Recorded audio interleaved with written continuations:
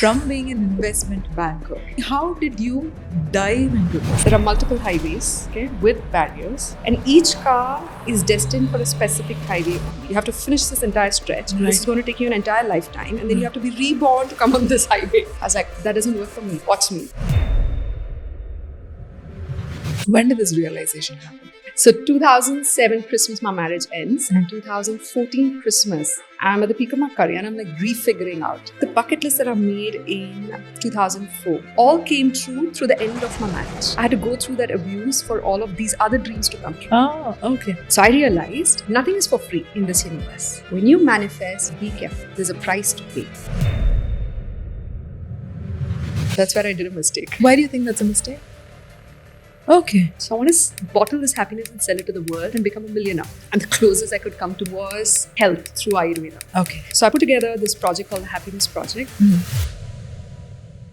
This Lebanese couple, they flew from Lebanon to Dubai to Mumbai to come just to our clinic. And I go in and she's pointing at me and then she's telling her husband, that's all. So I go welcome them and I'm like, what brings you to Bombay? No, we're here just for prana. That's my clinic. And now, while I was driving to this podcast, I get a message from her. I'm pregnant.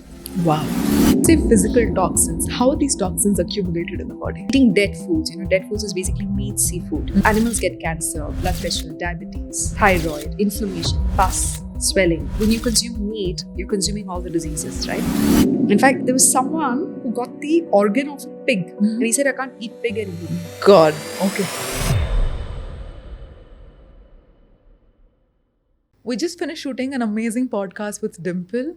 And I must say, when it comes to nutrition and when it comes to Ayurveda, she's given a very, very, very different perspective. I mean, how the Western industry makes us believe about food and how it affects each part of the body and how she redirects all of that based on our ancient culture, and Ayurveda is simply mind-blowing. I'm sure each one of you is going to get benefited from this because Ayurveda has a lot of its heritage from here. She also talks about how every food item affects our body in a good way and also in a way that's not so great. And I'm sure you're going to start making a lot of changes in your kitchen once you finish watching this video. So tell me, how did you dive into this from being an investment banker to being who you are right now? Yeah. Completely different mindsets. And energetically also your understanding of life, your understanding of everything around you is different right now. Tell me how you started this journey. You know how it is because I drove here, So the example I would give is like there are multiple highways, okay, with barriers, with barricades, right? And each car is destined for a specific highway only. So if you're on highway number 1, you cannot be on highway number 3 at the same time. Okay? Now, investment banking is highway number 1 for me, and my mind is trained to believe in numbers and only believe in what I can see in the third dimension. What you can see, what you can feel, what you can touch exists. Anything outside of this realm doesn't exist, right?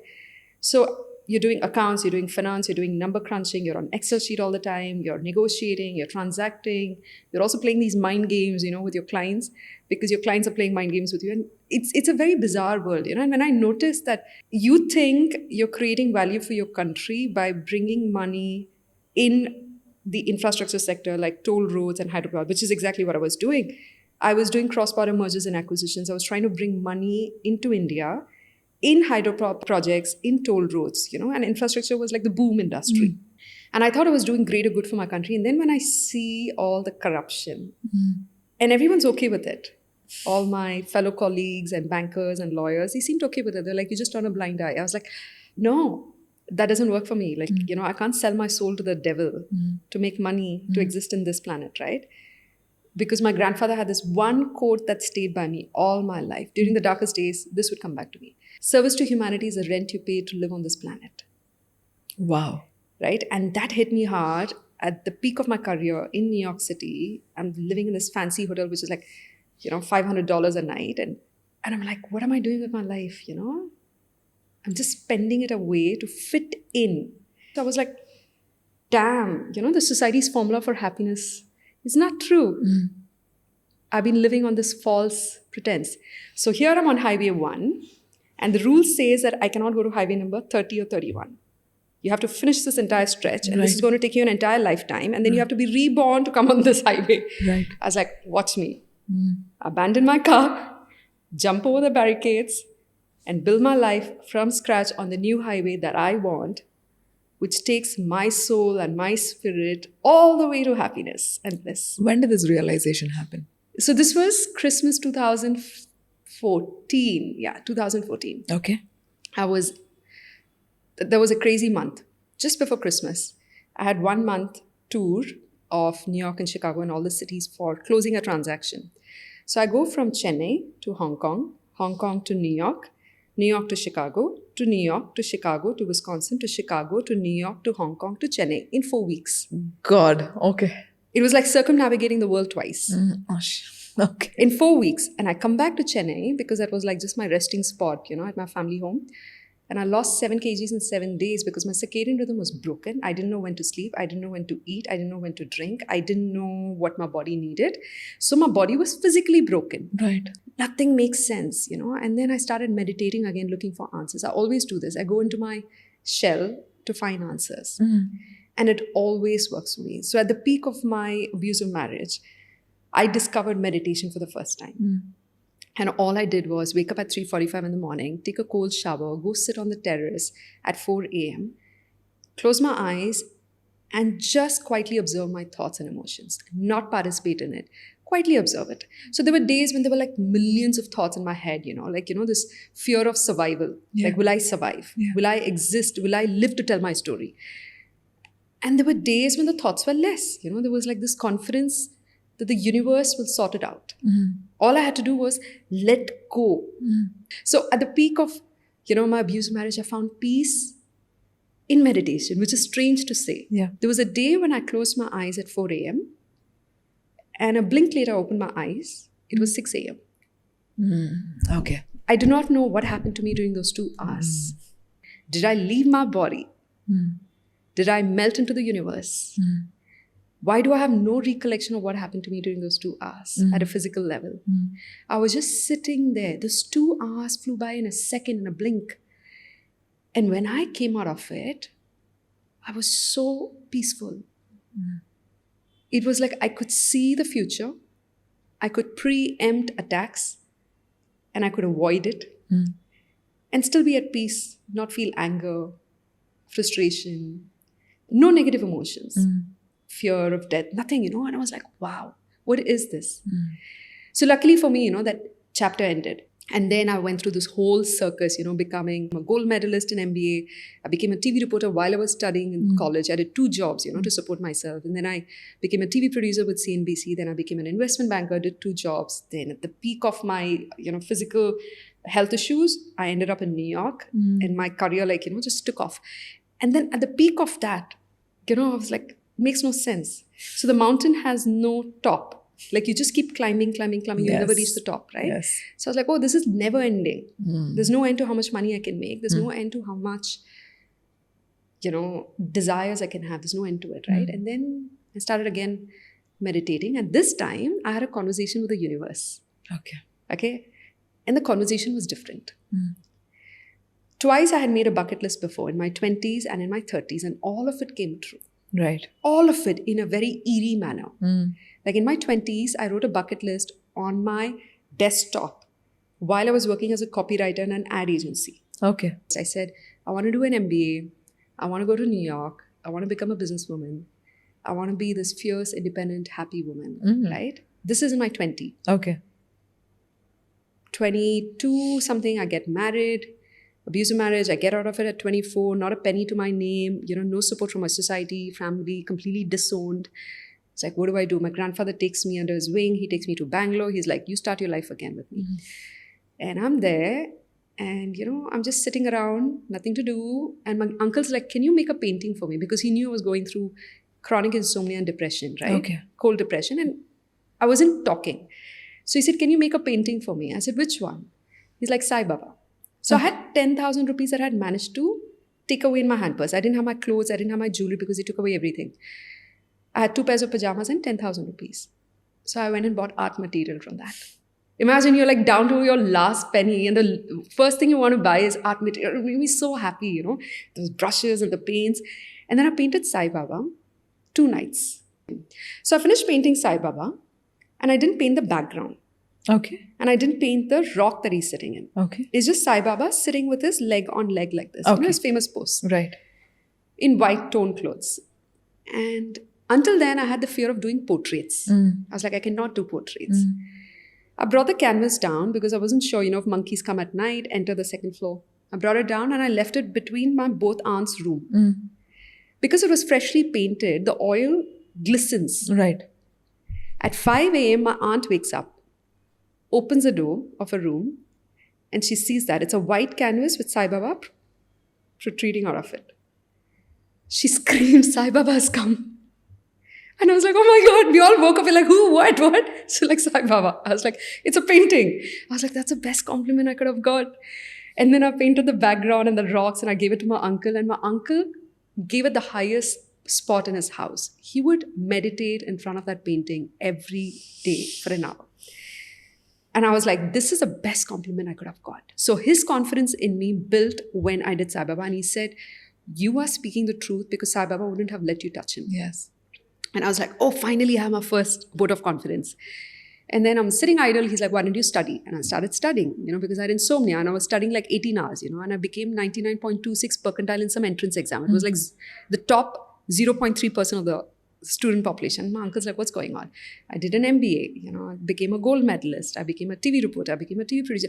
So everything was, snowballing, or there was a geometric progression in my life that was happening. Because I did not have anything to lose. The fear of losing was taken out of the equation. I had nothing to lose. So I ended up winning and winning and winning and winning everything. National level best manager awards 4 times, gold medal. Everything was like the top notch, And people were like, how is she performing? Because I had no barriers in my mind at that moment. I was just so grateful to be alive that everything else was like not a big problem. Nothing mattered. Nothing was a problem anymore. Like my mind did not understand problems. If someone said, hey, there's a problem, there's a traffic jam, you can't make it to the airport. I was like, what? I'll walk it. I'll run. Right. Like my mind couldn't understand problems and obstacles anymore because I was like, I've already transcended that at that point in time. Got it.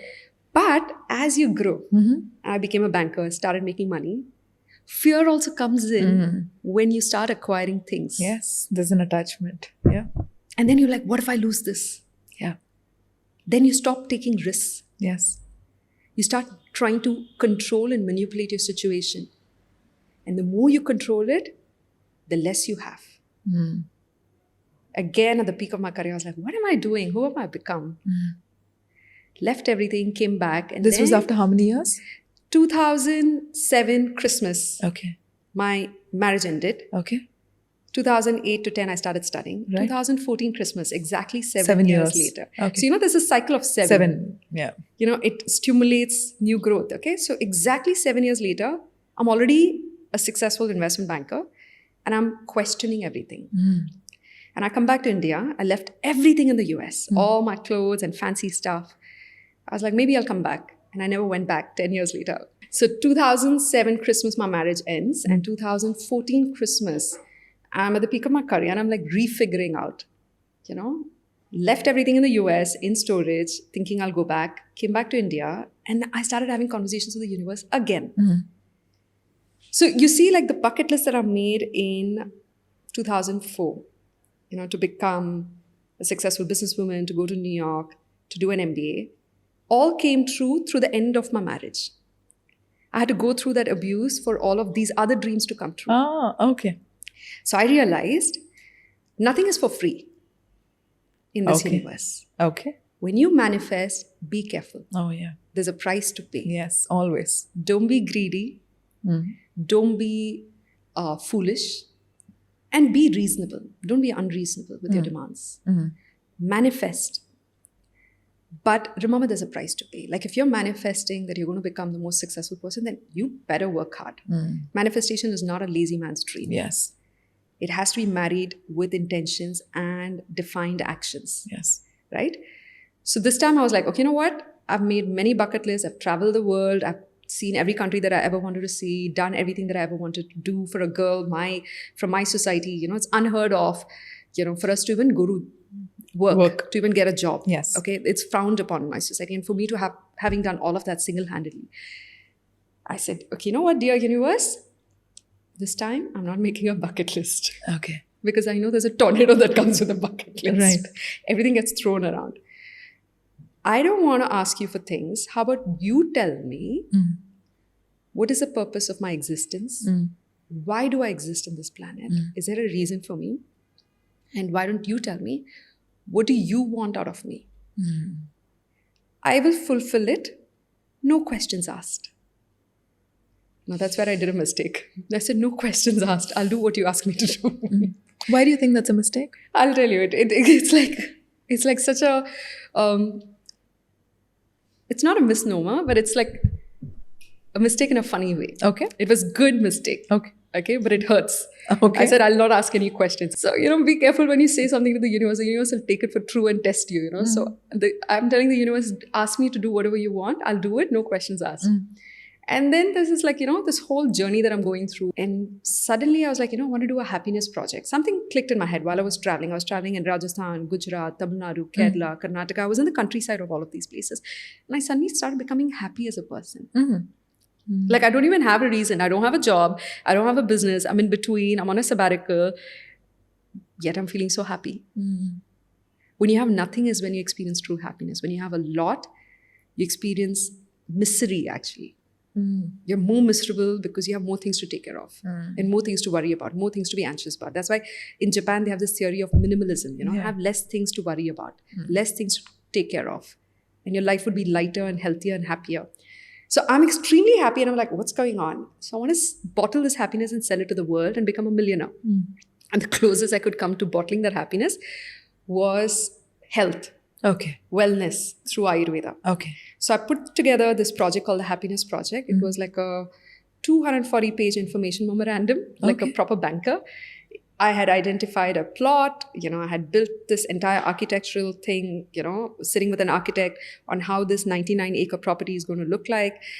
There's going to be yoga, Ayurveda, naturopathy, homeopathy, horse riding for PTSD, pottery, organic farming, cow herding to heal asthma. I finished doing all the research. And I said, I've done my job. I'll let the universe make this come true. Okay. And I go on a roadshow to raise funds, for this because I'd already identified the plot, the project, and the people. I needed money. 6 months on the road, only one person said yes for the project, which is my own uncle. Oh, okay. And he said, you need 2 more investors for me to come on board. Okay. I couldn't find the other 2 investors. Okay. Nobody believed in the happiness project back then. Okay. And nobody believed in preventive healthcare projects also back then. So I said, okay. Then he's like, put your money where your mouth is. Why don't you start a clinic and see where it goes? So I started the clinic with the thought that it's going to fail any which ways and all my money is going to disappear. So I put all my money into starting an Ayurvedic clinic. I hire doctors, therapists, set up treatment rooms.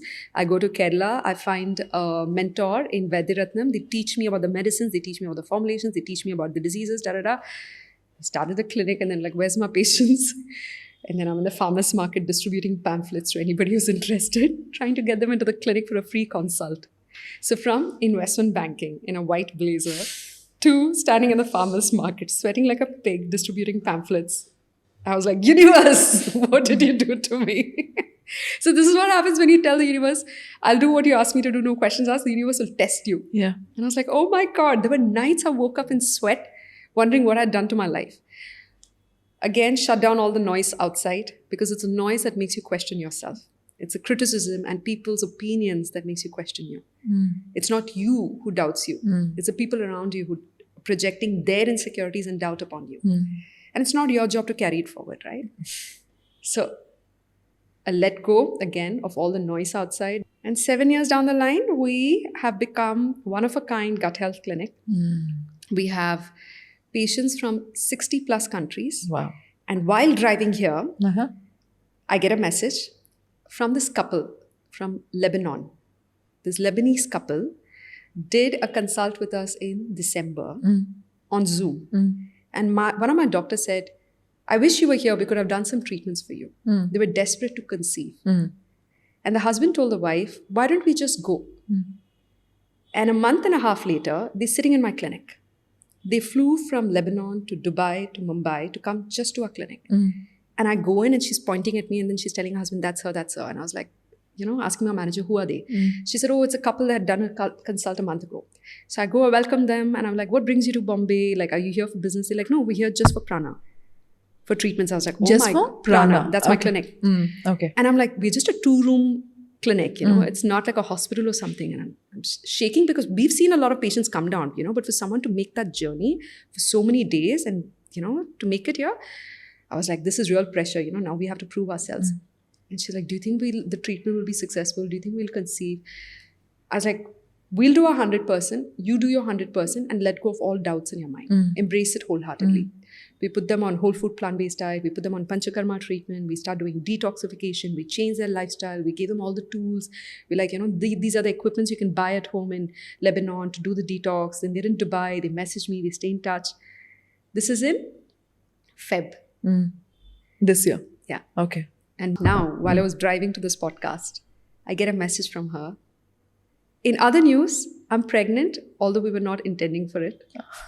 So should I continue the diet and medicine? So I was like, stop the meds. I'm so excited for you. I'm driving. I can't speak. She's like, drive safely and then we can talk. I was like, just continue the diet, and stop the medicines. I was like, oh my God, miracles happen. This couple has been all over the world trying to conceive. Yeah. And all it took was faith to shift the mindset. And the minute the mind shifted, they went all out to embrace everything that we gave them. They went from like eating, Mediterranean diet that had a lot of meat and seafood and eggs to going into a whole food plant-based diet. They missed their cuisine, And they would keep messaging from Lebanon saying, should we continue? I said, yes, continue. They're taking these bitter medicines, Ayurvedic concoctions. They're going through these panchakarma treatments and enemas and massages. What is a panchakarma treatment? It's an Ayurvedic process of removing toxins out of the body. It's like a 5-step process. When the physical toxins come out, the mental toxins surface. You start becoming emotionally vulnerable during those times. Okay. And that's when I tell them, stay in touch with your therapist. Okay. You'll need her the most during this time. So when you say physical toxins, how are these toxins accumulated in the body? Bad lifestyle, bad food habits, vices like junk food, packaged foods, alcohol, smoking, eating dead foods. Dead foods is basically meat, seafood, right? Animals get cancer, blood pressure, diabetes, right? Thyroid. They get inflammation, pus, swelling. When you consume meat, you're consuming all the diseases, right? Okay. And then your body fights really hard to get rid of the diseases that animal has brought into your body. Okay. And then whatever energy is left, it takes for digesting, absorbing, and assimilating the nutrients. It doesn't have that much energy to reverse the diseases that's inside the body. The body is like exhausted and fatigued. Okay, so the body basically has its own mechanism to heal itself, but now you're putting in something else. So it's figuring out how to throw this out, so it has no energy to heal itself. Exactly. Oh, and that's why leading institutes around the world, like Harvard, Stanford, so I did short courses with all of them to understand how are they different from us. Ayurveda, naturopathy, the juicing culture, all of them say, go back to the basics. Whole food, plant-based diet. Whole food means farm to table. It hasn't gone into a factory. There are no additives, fillers, coloring agents, preservatives, natural flavors, nothing. It's just the vegetables straight from the farm, the tomato as is, onto your table, not a tomato ketchup. Okay, it's the millets straight from farm to your kitchen, not the cereal that comes out of a cereal box. Okay. If you're going to have dairy, it's dairy from a cruelty-free cow farm straight to your home. It doesn't go to a factory where it has been pre-boiled and where it has been introduced, to preservatives, packaged in a Tetra Pak that's coated with estrogen. Whole food means straight from nature to your kitchen, to your table, to your plate. So you spoke about dairy, right? Now a lot of people have been speaking about lactose intolerance. Yeah. Are we actually intolerant to lactose? We are? Yes and no. Okay. Explain. 2 ways, Science says that we're lacking a bacteria called lactase, which helps us breaking down lactose. Hence, we are lactose intolerant. Why did we become lactose intolerant? We're not in touch with the cows anymore. Okay, people who live on farms, people who are in touch with the farm animals, if you're in the process of constantly touching and bathing the cow, feeding the cow, which I've started doing now by myself, and I notice that we're constantly exchanging bacteria. When you're feeding the cow, a little bit of the saliva comes on your hand, and when you're touching the cow's bacteria is also getting exchanged. Wow. There's a pheromonal exchange that's happening. The same way that happens between a mother and child. Right. Right? Mother intuitively knows what the child wants. A mother who's breastfeeding is even more connected to the child.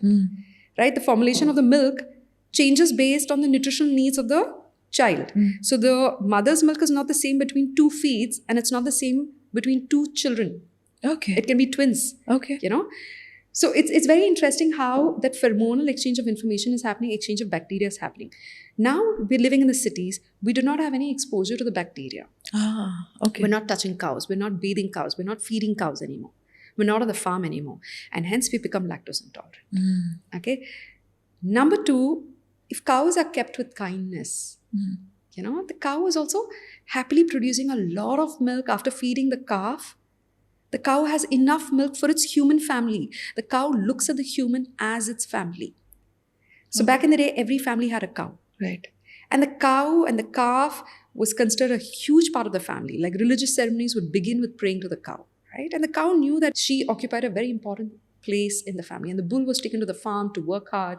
And they all lived together as a family. The kids would play with the calves. And they were exchanging bacteria all the time. They never had asthma and wheezing. And now they say, let children play with farm animals to reduce the incidence of asthma and wheezing. And they've actually noticed it go down. Okay. Right? The cow happily gives healthy milk based on the calf's need and the human family's need. Because the cow thinks of the human family as its own. Okay. Right? Now, the cow is kept in a factory, confined and tortured, confined literally by the neck. The neck goes through, the head goes through this grill to get grass. You think that grass-fed cow is like, happily prancing around on a field? No. He's still in a cage, with all that fresh grass being dumped over it.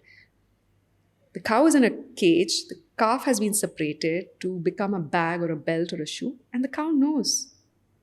And the cow is weeping and releasing pus and blood into the milk. The cow is injected with growth bovine hormones to produce more milk. Then it's artificially inseminated every year, forced to give birth every year. The uterus is ruptured, diseased. The cow is releasing all that trauma into that milk. How do you think a body is going to respond to that traumatized product? There's cortisol in it. And we wonder where our stress and anxiety is coming from. Okay. It's coming from the food we eat. We become what we eat. We become what we think. Correct.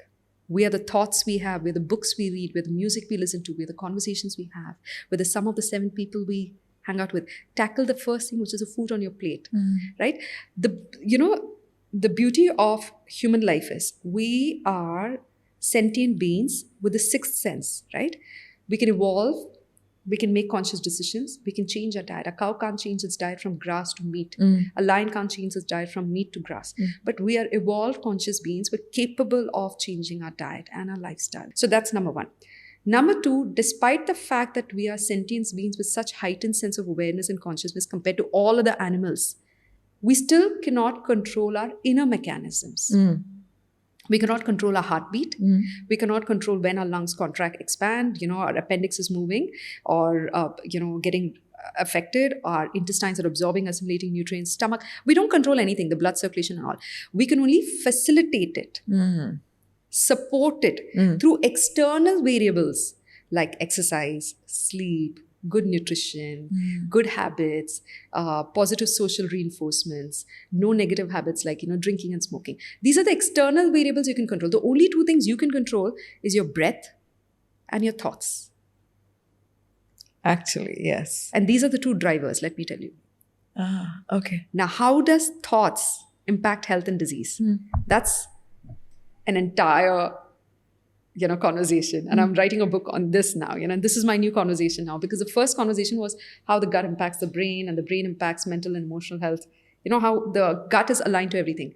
So this is how, coming back to your question, we became lactose intolerant because we're not in touch with nature. It's this crazy. is how we become diseased. People don't talk about this. They just say, okay, after a point of time, your gut does not have that bacteria, so it cannot digest it. But nobody talks about what happened to that. Because 60, 70 years ago, our grandparents used to drink milk every day, like big glasses of milk before they went to sleep. So now tell me, what happens to our body energetically when we consume meat? Okay, I hope you're ready to hear the answer. We'll talk about the physical level. There's a lot of science and data to back it. Consumption of beef, which is like hardcore red meat, increases the risk of colorectal cancer by 27%. Proven research. Okay? So that means 1 out of 4 meals that you have is cancerous. Now, there's this conspiracy theory of, these butchers admitting that even when they notice an animal is diseased or it has a cancerous tumor, they just cut away that part and still butcher that animal and pack it because they're never going to see the face of the person who's consuming it. Okay. So you are consuming diseased animals. Now, unlike us, animals don't have fancy hospitals and spas to go to every day and do master checkups and check if they have any diseases. Absolutely not. They are pumped with hormones and antibiotics. And hence, we've also become antibiotic resistant. And thus, the pandemic happened where the medicines didn't work on us anymore. Simple virus took over the entire planet. So this is how animal-based foods can bring more diseases into your body. You're exposing yourself to more variables of diseases. Plants don't get cancer. Okay. Plants get a localized form of cancer because the cells have a fixed wall in plants. The plant doesn't move. The cells inside the plant also don't move everywhere. They have a fixed role. And if there is a tumor, a cancerous growth, it stays local to a part. It could be like little tuber. Like you can just cut it off and still eat the rest of the vegetable and you'll be fine. Okay. So animals get cancer. Plants don't get such serious forms of cancer. Animals get pancreatic cancer, ovarian cancer, all kinds of cancers. Cancer of the thyroid. In fact, it's a desiccated thyroid gland of the pig that is used in the thyroid medicine given to humans. Okay. Right? So we are very similar. Humans and animals are very similar. Now, they're also, creating animals in such a way with the human DNA so that when we get sick, they can use the organ of that animal to transplant to us. We're so similar. Wow. Okay. There was someone who got the organ of a pig. And he said, I can't eat pig anymore because they had actually transplanted an organ of the pig into him. Okay. Now, I don't remember exactly which organ it was. So we're that close, humans and animals. So in a way, it's cannibalism. Life eats life. I'm not trying to, shame anyone or shun anyone. I'm just saying that forget animal rights and activism. Personal rights. Okay, your own rights. Why do you want to expose yourself to so many variants of diseases? Right. That's one. Okay. At the physiology level, your body has to work harder to fight off all the diseases and memories of that animal which is stored inside their body. Where are memories stored? Not just in the brain, in every cell of the body. Yeah. The memories that that animal has gone through. Plants, in fact, respond to the frequency of the farmers. No, correct. Yeah. Right? Plants can count. The roots make clicking sounds. The roots can move in the direction of the water based on the sound and frequency of the water. And they don't respond to the recording of a water. Plants can sense the vibrations and frequencies through earth, seismic waves, and understand where the water is. Elephants use seismic waves to communicate with each other, to communicate with their herds. Whales use calls under the water to communicate with each other. These are advanced creatures. We have emotions attached to these animals, and we choose which emotions to use and which emotions to shut off. So there was another TEDx talk by this woman. She said when we eat meat, we switch off our emotions so that we don't feel anything. So we do not imagine that this particular piece of meat had a life before coming to my plate, had a personality, had a brother and a sister and a mother and a child. We switch off our emotional connection. Right? Sensitive beings, sensitive souls at a very young age of 5 and 6 would suddenly tell their parents, I don't want to eat this. Did it die because of me? You've heard of kids suddenly becoming veg at the age of 5 and 6. What went in their head? I was a vegetarian all my life and suddenly I'm a vegan. I can't have dairy. What happened in my head? I was completely okay justifying drinking milk. I said, I'm not harming the cow. I'm just taking the milk. I'm not harming the cow. I'm just taking the milk. But I was turning a blind eye to the sufferings that the cow was going through in a factory of being separated from its calf that has been already butchered so that I could have the milk instead of the calf. So I was switching off parts of my sensitivity and emotions so that I wouldn't have to feel the suffering and still justify my consumption of dairy. Right? Yeah. And then I could relate to it. When I started getting attacked by the vegans on social media, how dare you, recommend ghee? And I was like, there's nothing wrong with it. We have a cow rescue farm. We treat cows with kindness. She's like, just because you treat with kindness doesn't mean the rest of the world does. And you're still drinking the calf's version of the milk. I was like, wow, it made sense. It hit me a year, 2 years later. It's just that I was not ready for the truth then. Okay. So again, I'm not saying animal rights, activism, this is bad, this is good. No, there's no black and white. Okay. There is also a cult in Hinduism that eats dead bodies. Right? We justify it. They justify it. We don't question it. Right? I'm not questioning your lifestyle or your choice of foods, but be kind to yourself. When we are diseased and sick, which is the case right now for 95% of the people in this world. Okay. Barely 5% of the people in the world are disease-free. Okay. Everybody has something, either cholesterol or diabetes or thyroid or, BMI is too high, something or the other. Everyone's battling something right now. Or mental health issues, even if they don't have, diseases at the physical level. When we are sick, what would you give to a person who's in the hospital? You're not going to give them bacon pizza with cheese, right? You'll give them a basket of fruits, some vegetable soup and broth, made from vegetable stew maybe. You'll give them porridge. Treat yourself with that same kindness that you treat a person who's crippled and sick in the hospital. When anyone is sick, that is the first thing you do. Whole food, plant-based diet. Go back to the basics. Fruits, vegetables, grains, pulses don't take much time to digest. Meat, seafood takes 48 to 72 hours to get digested. And this has been proven by modern science. But there is also this one other thing where people say you'll have to take 1 gram of protein for every kilogram of your weight, right? So with plant-based diet, how easy or difficult is it? It's not entirely easy because we've not been trained to look for protein in plant-based foods. Okay. The way we've been trained by the meat industry and the egg industry, that only meat and egg has protein. That's a kind of conditioning that we've had through all the social media ads and everything that we read, right? Milk and meat and eggs, these are the only thing that has protein. But remember, these industries are backed by a profit incentive. Right. Fruits also have protein. Very small amount. Vegetables also have protein. Without protein, they will not have a physical structure. Right. Their physical form and that firmness comes from the presence of protein. Okay. Right? They also have carbs and fructose and sucrose and other vitamins and micronutrients and minerals which you get only from plant-based food. Okay. Meat can only give you protein. It can't give you vitamins and nutrients and minerals, right? Fruits, vegetables have protein. Now, coming to lentils, beans, pulses, legumes. Do you know we have 300 varieties of lentils just in India? Okay. But how many types of dals do we have inside a house? Barely 3 or 4? Yeah. 300 varieties of lentils, legumes, beans, pulses, nuts, seeds. You just have to make sure that every meal that you have is 1/3 carb, 1/3 protein, and 1/3 vegetable. Now, the Indian diet specifically, the Asian diet, the diet even in the Mediterranean region and even in Japan and other places where longevity has been very high, naturally, the food combinations that they have has enough protein. We'll have rajma chawal for lunch. Rajma is the best source of protein and it's a longevity grain, longevity bean.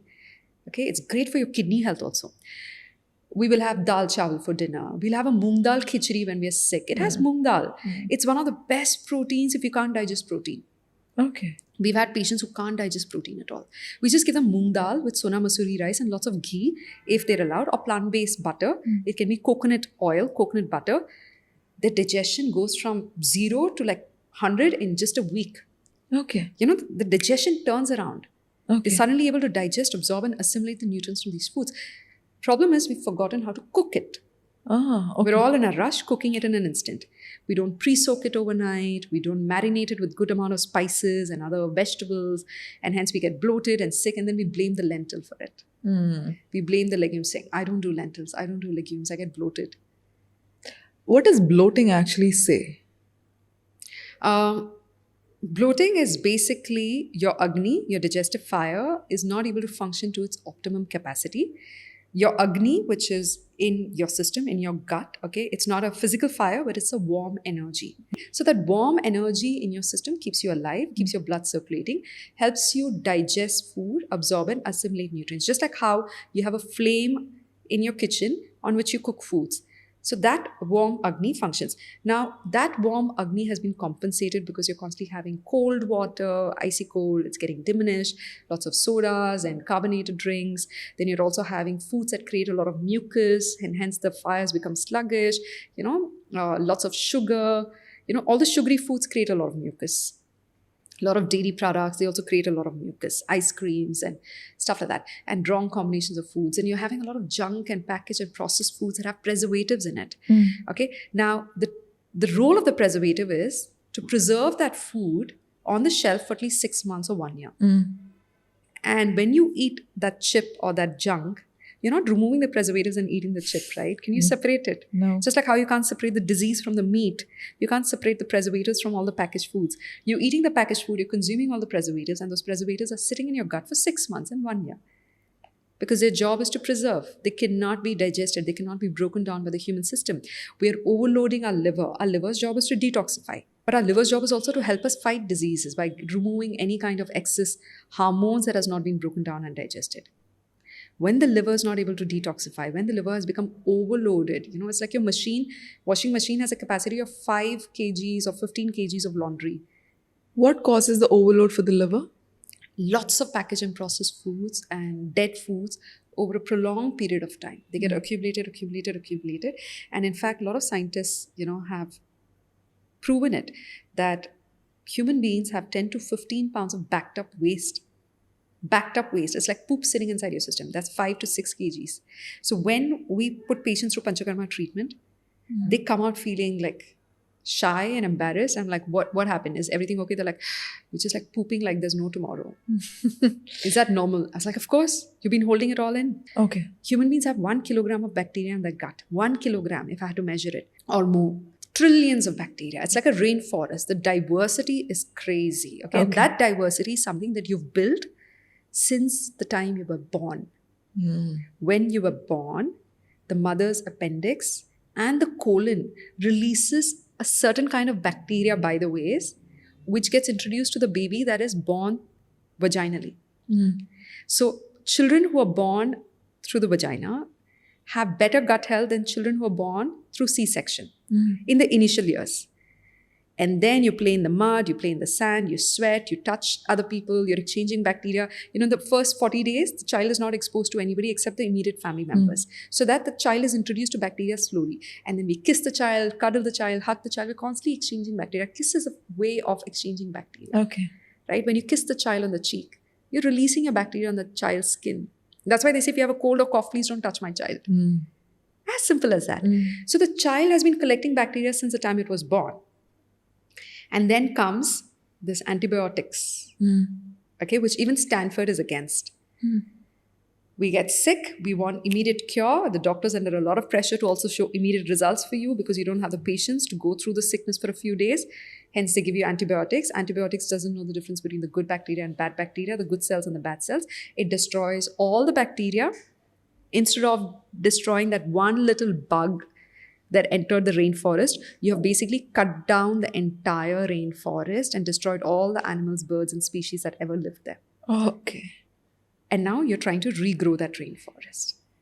So you'll probably regrow about 30, 40, 70, 80% of the bacteria. That's why they say after antibiotics, have a lot of probiotics. Okay. To rebuild your gut bacteria. But even research has proven, Stanford has said, that even after taking antibiotics and a course of probiotics, you might not regrow all the bacteria that you had before the antibiotics.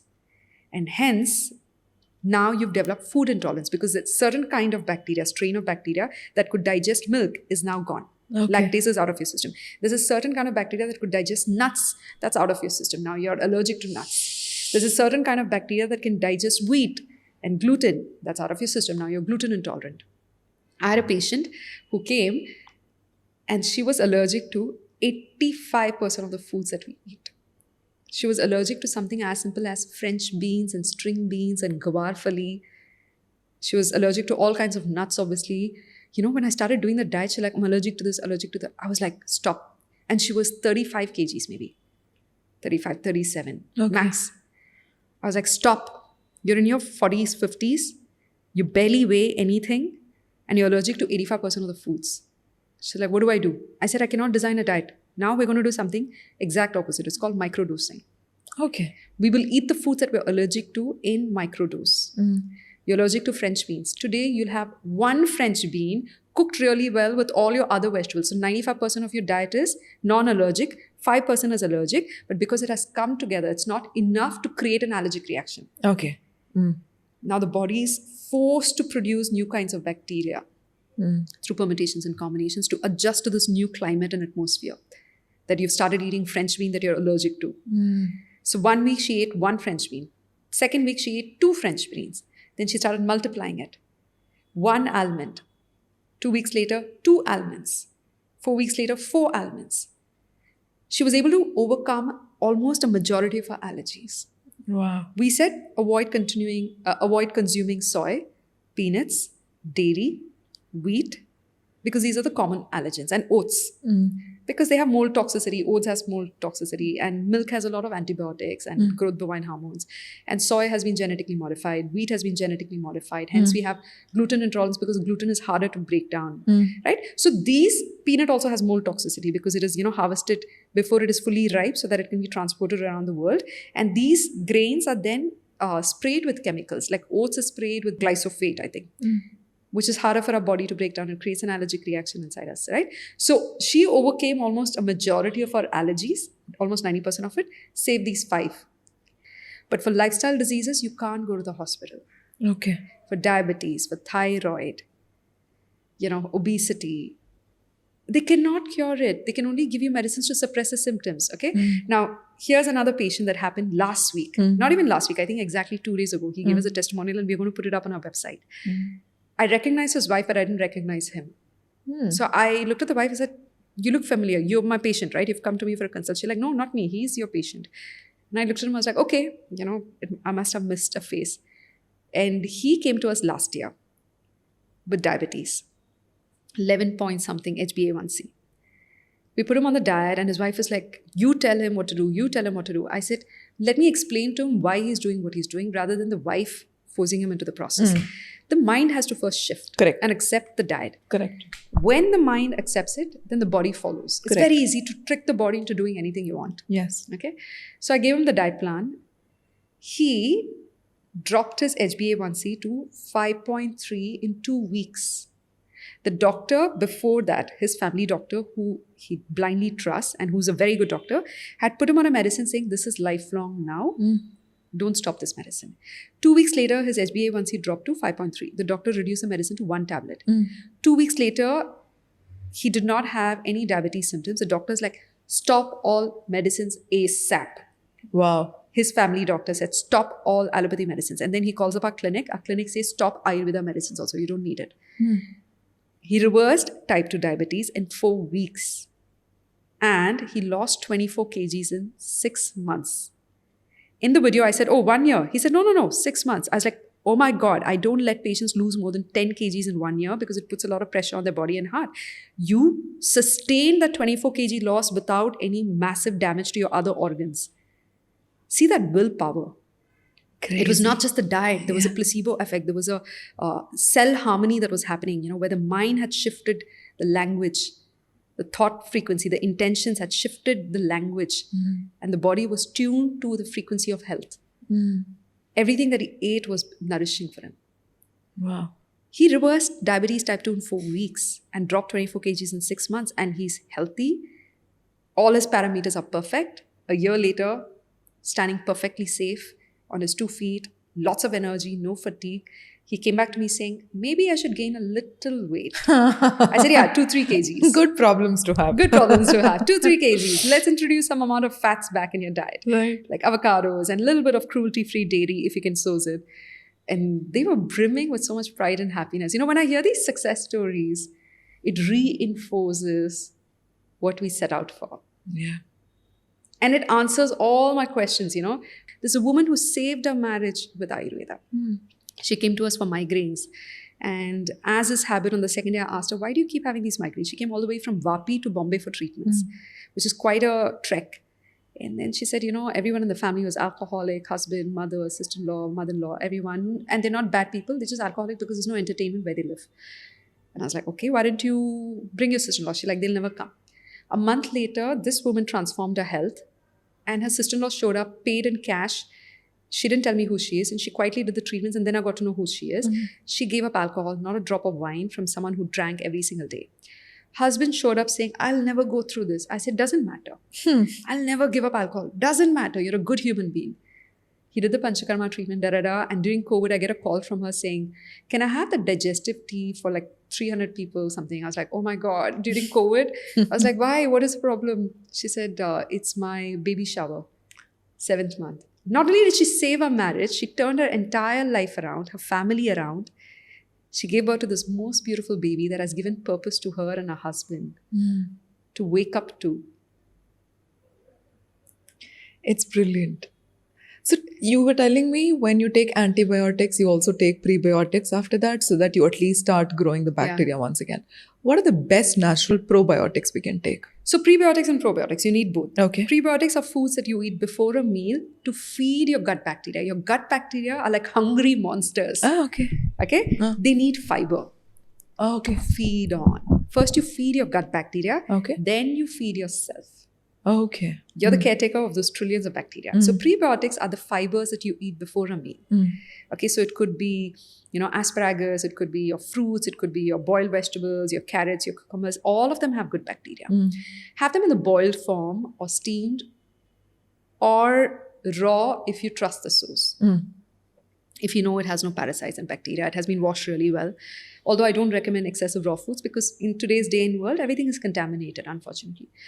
So you can just boil some vegetables and have it before a meal and then have your main course, which could be a cooked meal with all your spices and veggies and everything. And you finish off your meal with kimchi or sauerkraut, pickled vegetables, which has just been pickled with salt and vinegar. Your pickles, your papad, your kombucha, kefir, buttermilk, they're all probiotics. Okay. You don't need to buy prebiotics and probiotics from a pharmacy. Okay. In the pill form. Okay. You get it from the foods in your kitchen. Right. So also when it comes to Ayurveda, people are classified as 3 categories, right? Kapha, Pitta and Vata. Explain that to us. Okay. Very easy way to visualize and remember it. Okay. So we have 5 elements in our body: earth, water, fire, air and space, right? So science proves it, Ayurveda proves it, logic proves it, right? Intuition proves it. You don't need some voodoo magic to believe in it. Earth, water, fire, air, space. You're made of only these 5 elements. And if you ever come across a 6th element in the universe, it belongs to Superman. Don't touch it. Right? So it's not yours to take home. There are only 5 elements inside of you. Right? Now, we have all 5 elements. But someone who has more earth and water in their body, it's the heaviest of the 5 elements. Earth, water is heavier than fire, air, and space because it's a gross material. Now, earth and water basically helps us build the gross body. Bones, muscles, tissues, teeth, nails, everything that you can see with your naked eye is made of earth and water. But when someone is dominant in earth and water, they have more of it.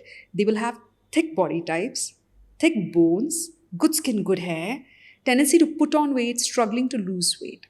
They're the broadest people in a room. And they're generally the kindest people in the room.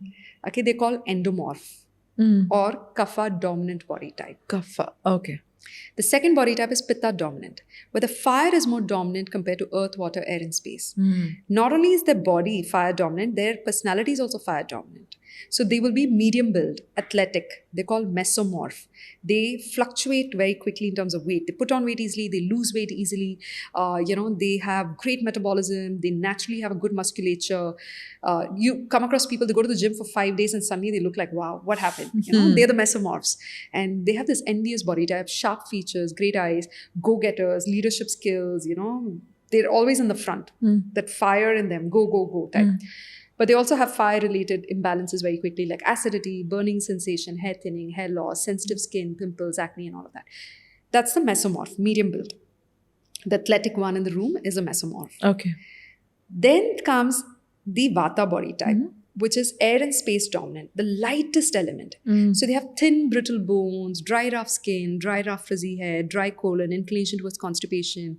They're very creative, air and space. They move very quickly, they dance very quickly, they talk very quickly. They rarely put on weight. They lose weight very quickly. They're the thinnest body type. Yeah. So you walk into a room, you'll see an endomorph, you'll see a mesomorph, you'll see an ectomorph. Don't go tell them, hey, you put on weight and you struggle to lose weight. They're not going to like you. You're not going to make many And friends. how do you identify who's what? Oh, in the beginning, I had to keep going through the textbook definitions of the symptoms, right? But now when I see a person and when I hear them explain their symptoms, I know what body type they were born with. Okay. So your body type is your biological blueprint. Your unique biological blueprint. Like how your DNA is fixed. Your blood type is fixed at the time of being born. Your blood group doesn't change, right? You don't, at the age of 18, say that, I'm going to be B positive from now on. Because my therapist said B positive. Right? I'm going to go from O to B now. That's not going to happen, right? So your unique biological blueprint is fixed at the time of being conceived, based on the health of the sperm, health of the egg, health of the uterus, and the kind of diet the mother followed during pregnancy. So your unique biological blueprint is determined there. Whether you're a kapha dominant, pitta dominant, vata dominant, or a dual body type, or a tridoshic body type. Is anything better than the other? So the tridoshic body type is the best, where all three doshas are in balance. Okay. All 5 elements are equally, predominant. The second best body type is the kapha body type, the thickest body type, because they fall sick rarely. Okay. They have a better immune system, although they have a tendency towards, weight gain and obesity. And if kapha goes out of control, it has diabetes and heart health issues and thyroid and insulin resistance and all of these diseases. So kapha and balance is the second best body type. Then comes pitta and vata, and the dual body types are not considered good because, they have contradictory qualities there. Okay. Hot and cold in the same body type. The feet is warm, but the rest of my body is cold. I'm sweating, but I'm also feeling cold. You'll have those confusing symptoms. You're like, what is going on with me? That's dual body type. So we can never change this? No. Okay. But you can balance it. So the kapha, pitta and vata, they are the doshas, is it? They are the biological body type. Okay. What is dosha? So it's the same thing. It's doshas. But people think dosha is like a bad thing. Yeah. It's not. Okay. Your prakriti means your unique biological blueprint. Dosha means kapha, pitta or vata. And vikriti means which of these doshas are out of balance in your body. So say someone is having cold and cough. That means that kapha is out of balance. Too much mucus in the body, too much earth and water. Someone's having acidity. Pitta is out of balance. Okay. Someone's having bloating and gas and indigestion. Vata is out of balance. You can literally visualize it now. Yeah. Right? So that became my job. That Ayurveda is this 5,000-year-old ancient science that is called a pseudoscience, unfortunately, by the rest of the world. And, there was a systematic erasion or removal of Ayurveda from Indian culture during the colonial rule. And we're still suffering from the post-colonial impact, right? There was a systematic attempt to delete Ayurveda from our lives during the 18th century when they passed the English Education Act. Where only sciences taught in English were given funding for research and development. Okay. So this went on for like 200 years. What happened to the confidence of the Vaidyas and the Ayurvedic doctors? They had to give up their profession to take up English medicines and English sciences that the colonial rule brought into India. The Western medicine was brought from Europe, and it was produced by the chemical industries that were set up in Europe. So there was this era where chemical factories were being set up, and there was this mass production of medicines and antibiotics, and they had to dump it in the rest of the world. And these developing countries like India and Australia became like the target place. So then to facilitate that, they said, let's break the confidence in ancient preventive healthcare life sciences like Ayurveda and yoga. Let's divide and rule. Let's break their confidence in their own ethnicity and culture. Let's introduce this as the most superior form of medicine. And English doctors then came up with this quote: if you're taking English medicines, you have to take another set of medicines to recover from this medicine because of the side effects, right? It's not me saying it, it's them saying it, right? There is a role for it, but it is not a lifestyle medicine. Lifestyle medicine is your sleep, your nutrition, your exercise, positive social connections, and living a life without stress. These are your lifestyle medicines. Okay. Not that. Wow. I mean, I never knew this was the reason why they actually did this to Ayurveda. And now, when you speak to people about Ayurveda or homeopathy, they're like, no, this is not medicine. This is just alternative medicine. The actual medicine is allopathy, right? I mean, that is how we've been made to believe or we've been conditioned to believe. For how many years have we been conditioned against ourselves? Yeah. That dark skin is not superior. Yeah. White skin is superior. Anything that has been westernized, modernized, approved by the American society is perfect. The American society is looking towards Eastern sciences for answers right now. Harvard, American Heart Association, American Cancer Society, Stanford, all of them are proposing whole food plant-based diet. And the person who was teaching me in Harvard, she herself was like this yoga enthusiastic person who was doing yoga 6 times a week, and she never enters the gym. And she was recommending, oh, you should do weights training 3 times a week. And we were like, do you? She's like, nope, I just do yoga. Like, people in the West are embracing it, and now it's coming back to India. Yoga became Columbus yoga and came back to India. Like, it went from India to the US.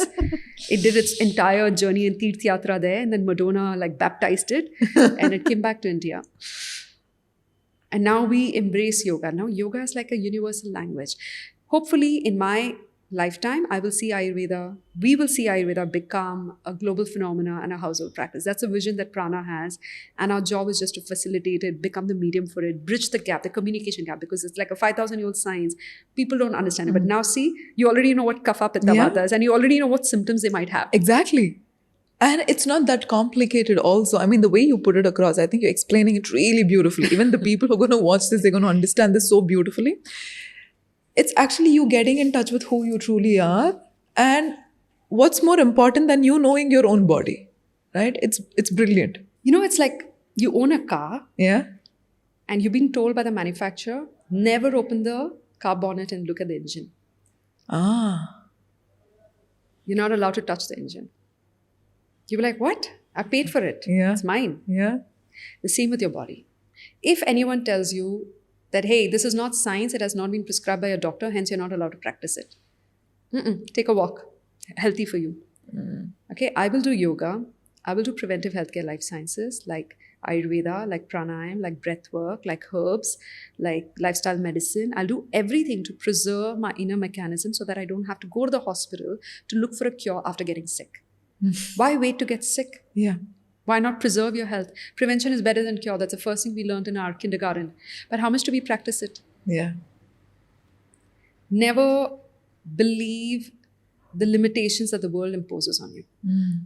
You know, those mental cages we were talking about. Yeah. Like, I keep going back to it because I see you in front of me and it just comes out naturally. You know, those mental cages that we've been put in limits us from achieving our true potentials. Yes. Right? Yes. And we've been told you can't cure yourself at home. You can't heal yourself at home. You can't do this. You can't do that. Okay. And literally, I'm telling you this example.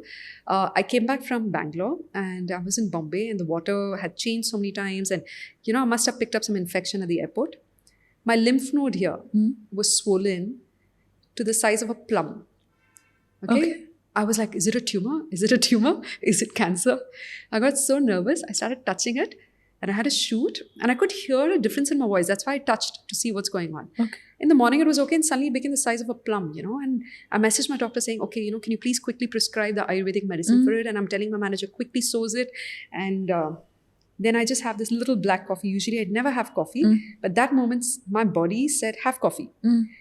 Probably there was mucus that is a breeding ground for the bacteria or the virus that had contracted in the airport, which was causing it to become a inflammation and an infection of the lymph node. The coffee dried up the mucus and killed off a majority of the bacteria there or the virus, what was there. By evening, my manager messages saying, where should I send the medicine? To office or to your home? I said, cancel it. And next day, I go to the doctor. I was like, touch it, feel it, can you see it? And the person who was shooting my content that day, I made her touch and feel it. And the next day, I made her touch and feel it again. She's like, it's gone. Where did it go? Okay. So there's a placebo effect, a cell harmony. You change the language in your mind. You tell your body that I'm healing and there's no other way I want it. And then the mind sends messages. The brain doesn't know the difference between imagination and reality. Yes. So I have spoken to my brain. Okay, my intentions is the true master here, okay, which is called the Sahasrara or the crown chakra. Intentions sit right here on the top of your head, okay, and it's like violet and purple and indigo in color if you want to tap into it. The intentions shapes the mind. The mind picks up the frequency of the intention, whether it's positive or negative. The mind picks up that frequency. The mind is like a donkey. You tell it what to do, it will do. Correct. But if you let it become a monkey, you're in trouble. Yes. The monkey will jump all over the place and flood you and overwhelm you with like 60,000 thoughts per hour or per day. You're going to be a mess. Then the mind picks up that instruction from the intentions that, hey, I want to become healthy. Then the mind starts harmonizing the cells in the body. There's a cell harmony that happens. The cells listen to the propaganda from the brain. Every 4 seconds, there's a new cell that's born in the body. When the cell is born, the cell literally looks up to the brain saying, what am I? And the brain says, I'm diabetic, I'm diabetic, I'm diabetic. Then the cell says, okay, I'm diabetic. Yeah. But if the brain says, I'm healthy, the cell's like, oh, I'm a healthy cell. Yeah. You tell me what to become. Should I become a healthy cell or a rogue cell that causes havoc inside the body? Right. And then the cells start aligning to the new frequency of the brain and the intentions. The body simply mirrors what's happening in the mind. And the mind mirrors what your intentions are. And your intentions is a sum of your goals, your aspirations, your perceptions, your past conditioning, your conscious and unconscious memories, your experience of the life and what you've been told as a child. You're not pretty, you're not good enough, da-da-da.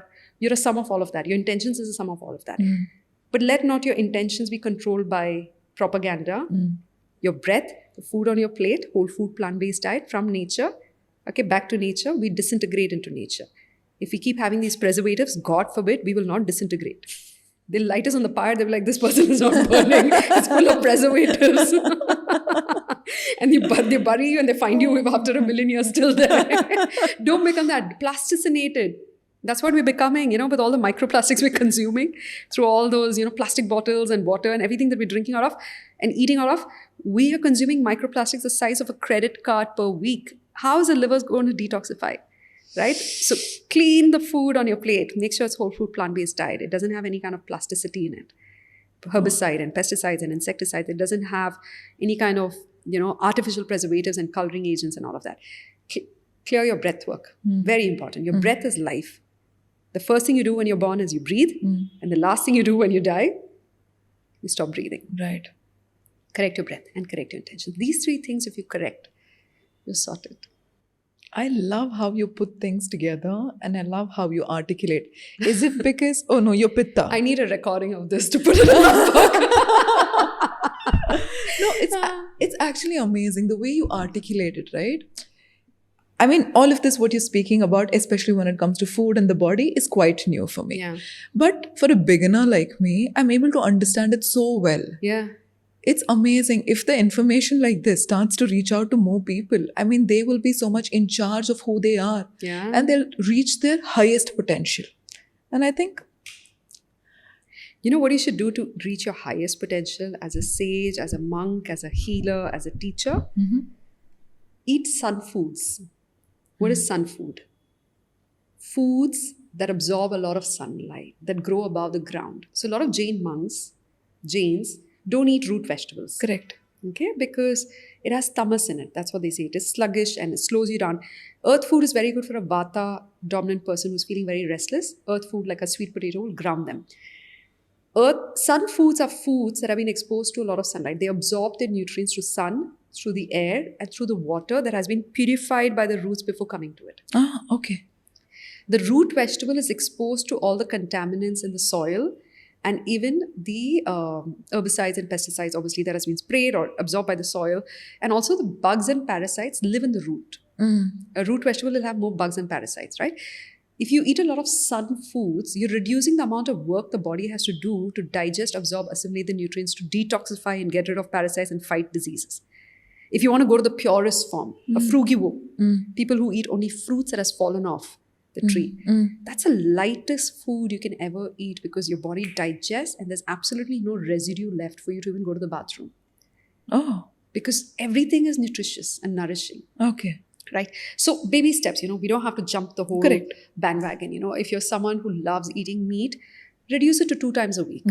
Okay. Eventually you'll notice that the days you're not eating meat is the days you're feeling very light and productive and you don't need to run to the gym to burn off calories. There was a time when I used to be at CrossFit 5 times a week, yoga 3 times a week, Pilates 3 times a week, and I used to try and swim all this in 1 week. Like that was like 20 hours of workout. And I was like, why the hell am I burning myself and beating myself up? The day I changed my diet, not only did I lose a few pounds, it revealed my body shape to me for the first time. Like I could see my original shape of the body that the universe intended me to have. Okay. Until then, I never saw it because it was inflamed and there was like, swelling in places that I didn't know, and there was probably fat or muscle, God knows, I was not my original shape.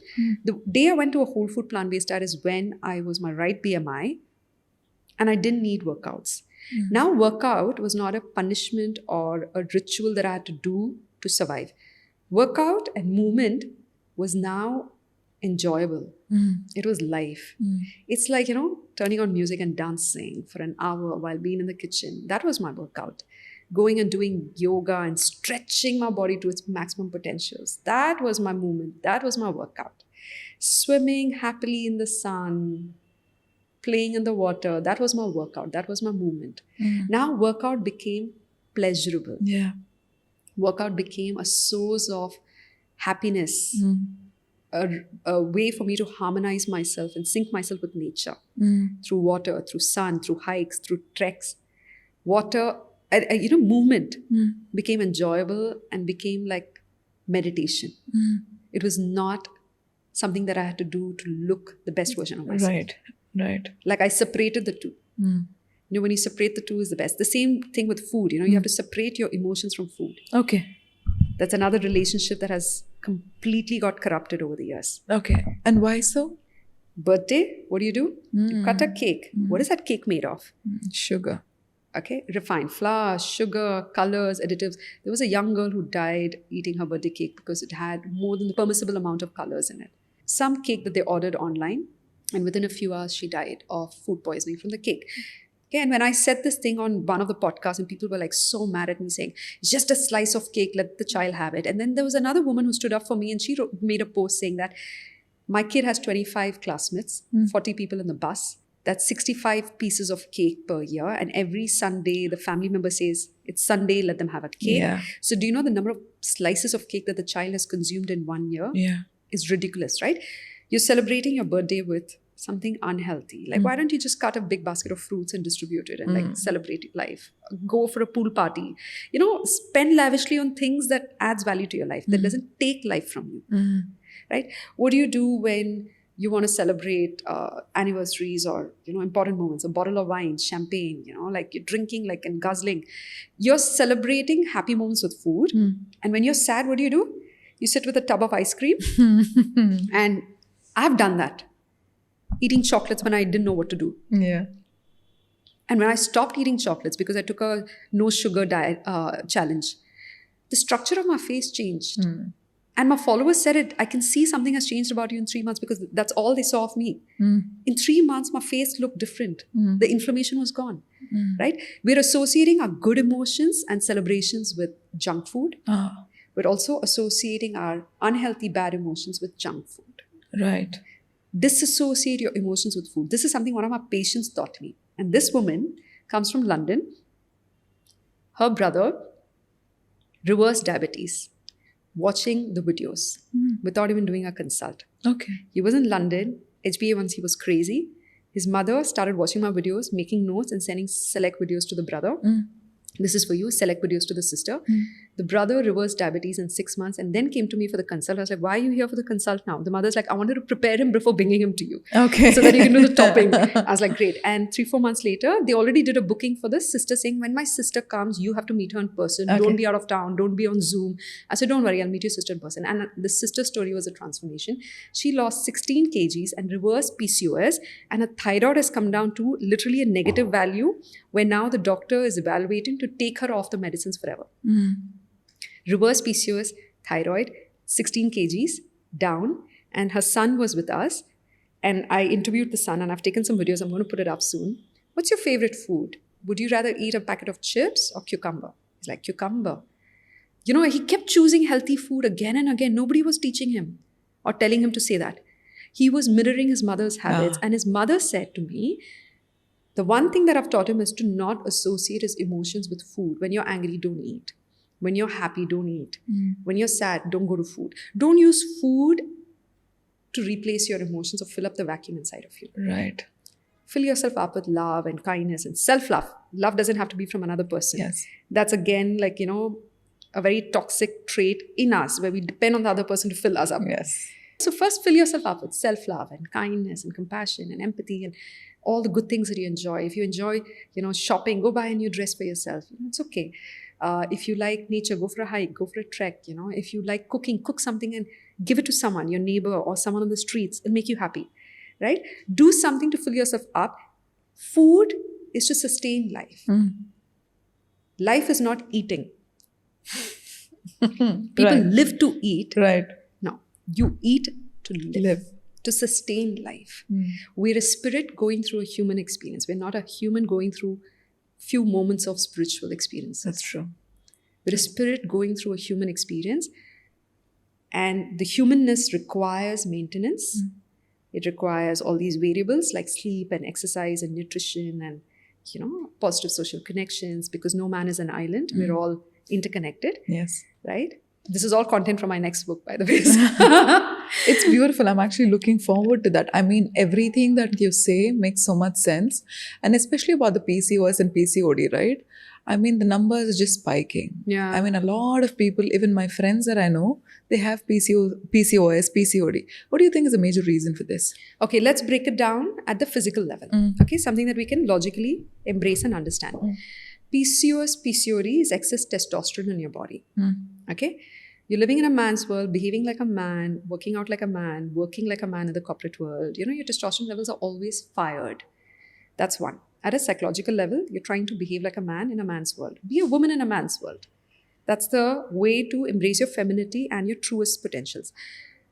The foods that we're eating, animal-based foods, especially meat, seafood, eggs, dairy, also have hormones in it, estrogen, testosterone, progesterone. Your body is not able to break down the testosterone from these animal-based foods, and it collects it and keeps it like a tumor in different parts of the body. Okay. It leads to PCOS, PCOD. Okay. Then you have, on the other side, fibroids, tumors, and cysts that could be benign or malignant in the uterus, in the ovaries. They are due to excess estrogen, which comes from dairy products. So excess testosterone, excess estrogen that the liver has not been able to break down, digest, and eliminate from the system. Okay. Undigested hormone leads to these diseases. That's one. So rule number one, whole food plant-based diet. 100% you can reverse PCOS and PCOD in less than 6 months. I've had several patients reverse it. And some of them reversed it without even doing a consult with me. They just watched the videos. They reversed the disease. You don't even have to pay and come to me to listen to this advice. It's available for free. So whole food plant-based diet. Cut out all hormonal foods because your body is not digesting hormones. Simple logic. Number two, this is a Howard rule. It says 8 servings of fruits and vegetables per day. 1 serving is the size of your fist. So 1 bowl would have 2 servings.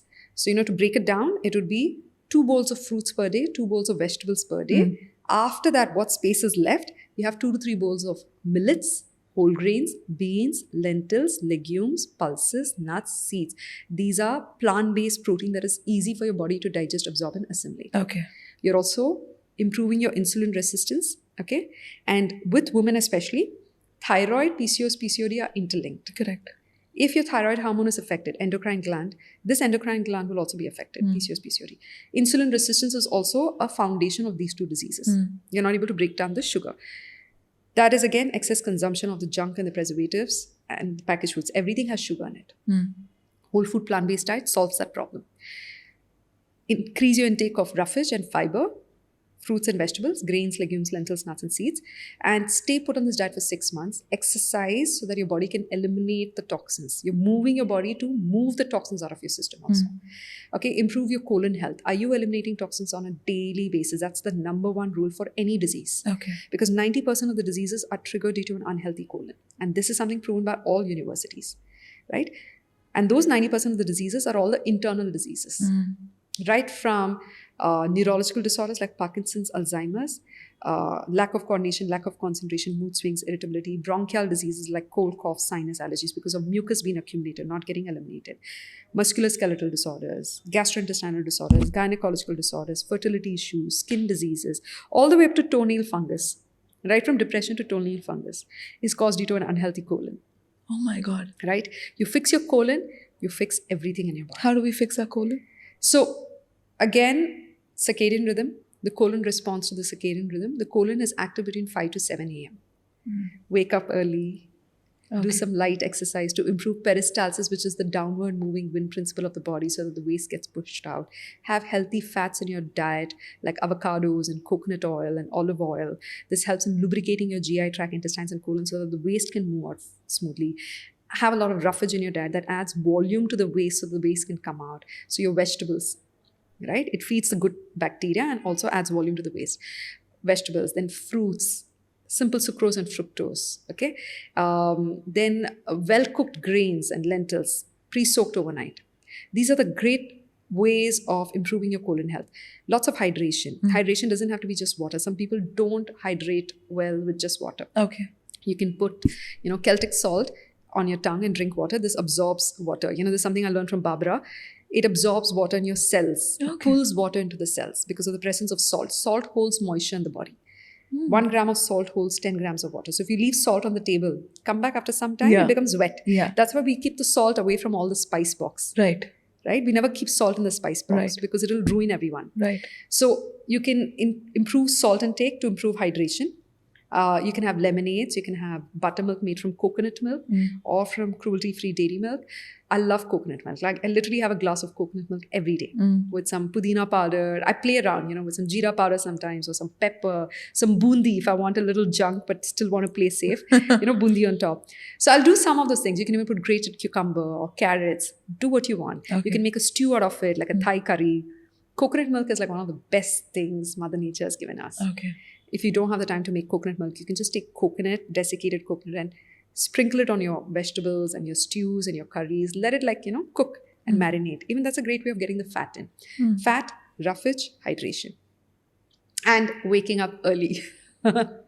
This is like, I love this session already. Like this discussion, and I'm very, very sure everybody who's listening to this, they're like making notes just like how I'm making notes. It's amazing. I hope so. Yeah. I hope so. It makes me very happy when I hear people making that initiative to turn their life around, without coming to us. I see that passion in you, like genuinely obsessed with this idea of leaving this world a better place when people understand what the body is made of and how the body can operate at its optimal level. Oh my God, that was the vision. I was asking for a purpose in life and ikigai because I didn't find purpose during my banking days, and I kept asking the universe, right? And the purpose was to preserve a piece of Indian heritage for our future generations so that they have something real to inherit from us. That's beautiful. Not just the wealth and the diseases, which we are basically transferring to them, genetic diseases because of ancestral trauma and everything. We want them to inherit real sciences that teaches them how to manage their physiology and improve their awareness and consciousness and achieve their higher purpose in life. Wow. Not ours. Right? That's brilliant. Yeah, your children are not there to fulfill your desires in life. I've had like people in my family saying, always wanted to do Bharatanatyam, so I've put my child in Bharatanatyam class. What?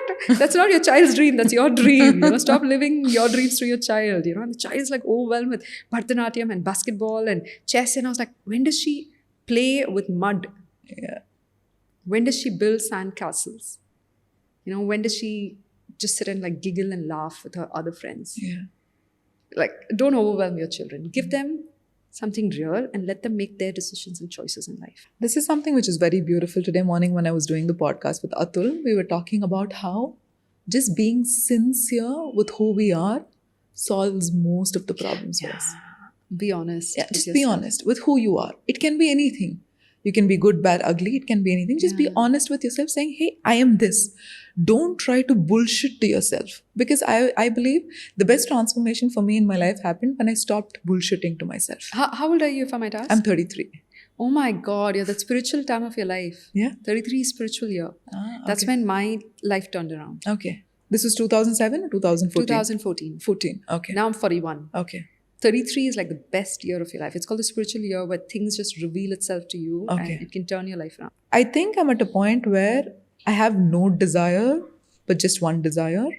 The desire to stay completely unaffected by what is happening on the outside. That's it. That's the only desire I have. And the podcast that I'm doing, the masterclass I'm doing, literally everything that I'm doing in my life, I believe it is a step to take me to that point. That's it. How beautiful. This has got no other meaning than the meaning of taking me to that stage in my life. Beautiful. So you interviewed Marissa Peer, right? Yeah. I had actually attended a few of her sessions some years ago. And when I saw that picture of you with her, I was like, I'm definitely doing this podcast. Like I was avoiding all podcasts. Yeah. I was like, wait, Marissa was here. Peter Crone, have you heard of him? Yes. So I'm currently doing some of his lessons. He's a mind architect. And he says that how you stay unaffected by what's happening outside is the way you control your mind. That's ultimate peace and happiness. Yeah. That's like moksha. Yeah. Like you're sitting in that meditative pose because soul is neither born nor it dies. Exactly. Right? So what happens after this life, this human life? Where do we go? So we'll keep going through various phases. But if you become centered and unaffected by everything on the outside, then you've attained moksha. It's a mystical word, right? Moksha, nirvana, eternal bliss, peace, happiness. So I have 3 rooms in my home. 1 room for getting ready, 1 room for sleeping, where no activity happens during the day so that the energy there is dead, sleep. And the 3rd room is a meditation room where all the thinking happens, right? So I sit on the ground for 48 minutes. That's my rule. For 48 minutes, you have to sit. Don't leave that 2 by 2. Don't communicate with the staff, with your family members. You don't get up. 48 minutes, you stay there. And your thoughts are also limited to those 48 minutes, to that 2 by 2. You don't own anything in that 2 by 2, right? Just the mat I'm sitting on and my books, the spiritual books. And then I just looked up, at the idols, the God's idols that I have. And I'm a practicing Jain now. Okay. I have gone through Buddhism. I've gone through Christianity for 2 years. I have studied some parts of the Quran in school, which was taught to us. I've gone through Aryan faith. I've gone through Hinduism, the Bhagavad Gita, Vishnu Sahasranamam, Aditya Hridayam. Done the whole thing. So I'm looking at, Lord Mahavir's idol made of marble. He's sitting in a meditative pose. Okay. And a lot of people confuse Lord Mahavir with Buddha because they look exactly the same. Yes. And the experience is the same. Okay. And there's also conspiracy theory that Jesus Christ, the Prophet Muhammad, Buddha and Mahavir existed in the same era at a point when human beings had a lifespan of 10,000 years or whatever. Or 1,000 years. Okay. That's the mythological story. Okay. That they crossed paths in the Himalayas, exchanged their learnings and teachings, and went in 4 different directions and established 4 different religions. Wow. Like when you think of it. Wow. And the teachings are very similar if you notice. So when you read all spiritual texts, they all go to that same unanimous point. Yes. Of eternal bliss. Yes. So I was looking at, Lord Mahavir's idol, which was made out of marble. I was like, why do we do these things? These rituals on the outside. These rituals remind us of that energy again and again. And if you go to a temple, even the worst criminal who enters a temple goes with the purest thought in And his mind intentions, and energy. And what has happened is all the people who came to the temple before you have left their energy imprint in the temple. So if you're feeling low and anxious and stressed and depressed and heartbroken and you've lost something in your life, a partner or a family member, you go to that temple, you can borrow from that energy that others have left behind for you. Yeah. Energy can neither be created nor destroyed. Correct. It can only be transformed from one form to another, Yes. right? So there is energy in that temple that we go to. We borrow from that energy. It's like recharging our soul and spirit and coming back. So I was like, oh my God, this makes sense. That's why we build temples, not because, it makes us like, the biggest charitable person in the society and gives us a lot of accolades and, honor and fame. No, because you are facilitating that process of energy exchange from those who have to those who have not. And you're also creating an energy portal that you can go to when you need. And there's a saying that when you build a temple, also remember after 100 years, that temple should be destroyed. Okay. Because then it has got corrupted. Okay. The human beings and human emotions come there. They build a, board around it, and they'll have a trustee and a group, and then there'll be more donations and money being misused. And after 100 years, destroy the temple. That's the code. So when temples get destroyed, masjids get destroyed, it has served its purpose. Let it go. Your human attachment is the reason why there is more suffering now. A temple has been destroyed and now there is blood and violence on the streets because you're attached to that image. Yeah. But the temple has served its purpose. The masjid has served its purpose. So be it a natural catastrophe or a war, it has served its purpose and gone. So mandir, masjid, The church, I used to go to the church every single day for 2 years when I was in a convent. Different places of faith, they basically hold energy that we can borrow when we're low. We're human beings. Yeah. And human beings are the only virus on this planet that does not create value for the planet. We only expend energy. Okay, that's all we do. So when I was looking at that idol, I was reminded of the purpose of building a temple. It made sense to me. The rituals made sense to me then. People are constantly doing these rituals. What are you doing? But at least for those few seconds, they're the purest form of themselves. Yeah. Either through trick or treat, they are becoming the purest form of themselves. And with repetition, it will become a permanent state. Yeah. So that's what they're doing through rituals. So no ritual can be frowned upon compared to each other as greater than the other. No temple, masjid, mosque, church can be compared to each other as greater than the other. Each serves its purpose in different eras of time for different human beings, right? And then when I looked at the, idol again, his eyes are open. Lord Mahavir's eyes are open. And I was like, why are their eyes open? So then another revelation came to me at that moment is like, he can see everything. Yet what is happening on the outside of him doesn't affect the inside of him. He can hear you and choose not to hear you. Okay? Because the soul is neither born nor destroyed. He is forever. She is forever. Moksha is not the end journey. Moksha is the state of being that has now become permanent till the end of time or end of universe, if ever it happens. The universe is, forever expanding. The universe is forever expanding. Time and energy is expanding.